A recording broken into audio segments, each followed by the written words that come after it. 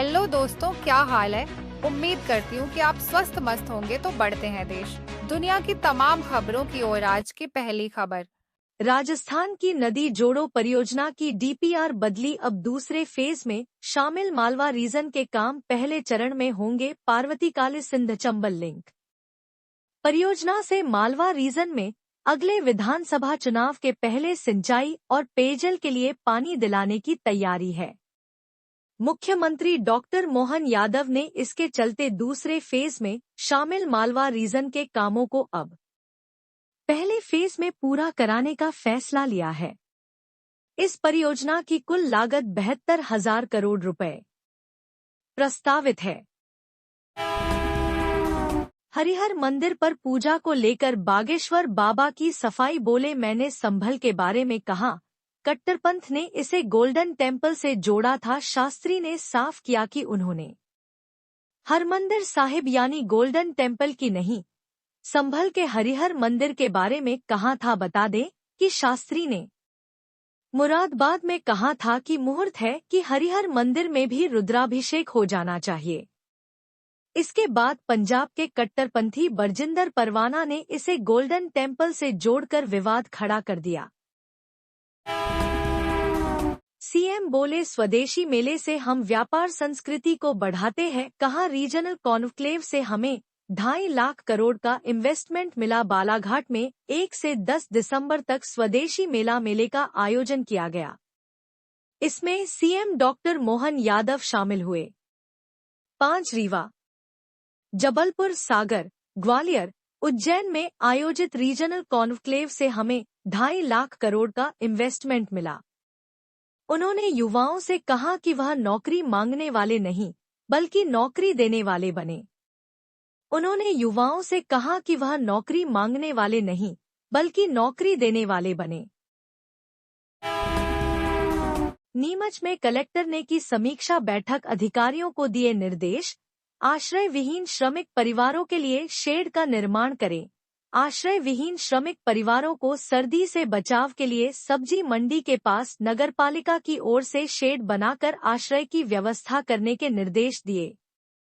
ऐसी भूमि की जानकारी नजूल शाखा कलेक्टर कार्यालय को 15 दिवस में अनिवार्य रूप से प्रस्तुत करें, जिससे कि अनुपयोगी भूमि का उपयोग अन्य महत्वपूर्ण प्रोजेक्ट के लिए किया जा सके।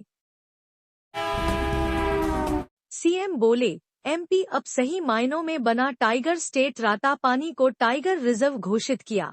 मुख्यमंत्री डॉक्टर मोहन यादव ने कहा है कि रातापानी सैंक्चुरी के टाइगर रिजर्व बफर एरिया घोषित होने से मध्य प्रदेश अब वास्तविक रूप में टाइगर स्टेट बन गया है। इस अभयारण्य के दायरे में रायसेन, भोपाल और सीहोर जिलों का क्षेत्र शामिल होगा। यहाँ लगभग 90 से अधिक बाघ और अन्य वन्यजीव भी हैं। पन्ना में 4 दिसंबर से फिर सजेगा हीरो का बाजार। 4 करोड़ से अधिक कीमत के 127 हीरे होंगे नीलाम। पन्ना में 4 दिसंबर से 3 दिन तक हीरो की नीलामी होगी। इसमें 127 हीरे और 5 बड़े हीरे विशेष आकर्षण होंगे। बोली में सफल व्यापारी को 11% शासन शुल्क कटेगा। नीलामी में व्यापारियों के लिए सुरक्षा और विशेष लेंस की व्यवस्था की गई है। इंदौर में यूजीसी चेयरमैन बोले, नई शिक्षा नीति में सेमेस्टर जरूरी। मप्र में 7 साल से डिग्री कोर्सेस में सेमेस्टर सिस्टम नहीं। राष्ट्रीय शिक्षा नीति के सम्मेलन में हिस्सा लेने इंदौर आए UGC chairman doctor M Jagdesh Kumar ने कहा है कि जहां सेमेस्टर सिस्टम लागू नहीं है, वहां नई एजुकेशन पॉलिसी का कोई मतलब नहीं है। हालांकि पूरे मप्र में 7 वर्षों से डिग्री कोर्सेस में सेमेस्टर सिस्टम ही नहीं है।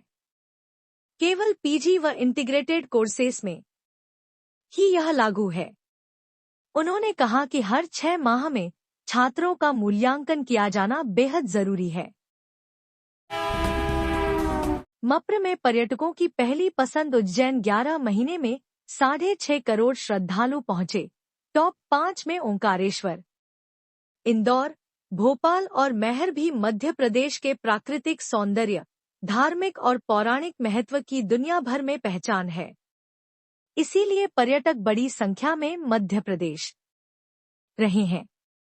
मप्र के अन्य पर्यटन स्थलों में 10 करोड़ 66 लाख पर्यटक पहुंचे। 2017 में यह आंकड़ा 5 करोड़ था, यानी 8 साल में दोगुना पर्यटक बढ़े हैं। MP 6 CM राइस स्कूल बनने की डेडलाइन 25 मार्च जनवरी में सबसे पहले 37 करोड़ से बनी बिल्डिंग शुरू होगी।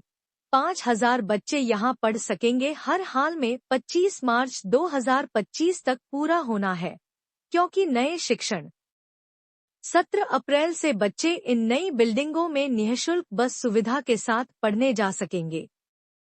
शासन की डेडलाइन से पहले बड़नगर में 37 करोड़ की राशि से CM राइस स्कूल की बड़ी बिल्डिंग बनकर तैयार हो चुकी है। जनवरी 2025 में हर हाल में इसका लोकार्पण होना बताया जा रहा है।